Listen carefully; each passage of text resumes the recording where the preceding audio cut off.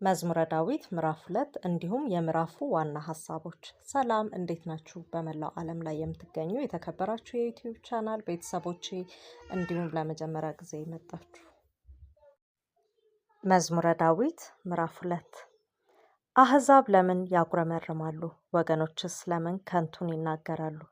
የምድር ነገሥታት ተነሱ፣ አለቆችም በእግዚአብሔርና በመሲሁ ላይ እንዲህ ሲሉ ተማከሩ። ማሰሪያቸውን እንበጥስ፣ ገመዳቸውን ከእኛ እንጣል።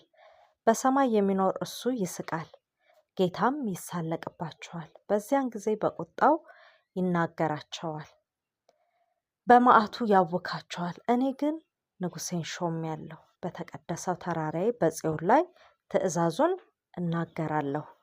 እግዚአብሔር አለኝ፣ አንተ ልጄ ነህ፣ እኔ ዛሬ ወለድኩህ። ለምነኝ አሕዛብን ለርስትህ፣ የምድር ዳርቻን ለግዛትህ እሰጥሃለሁ።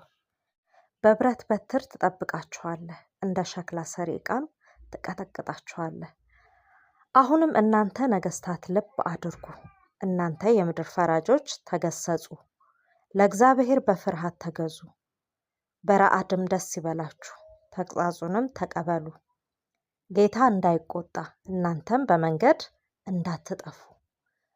ቁጣው ፈጥና ትነዳለችና በእርሱ የታመኑ ሁሉ የተመሰገኑ ናቸው።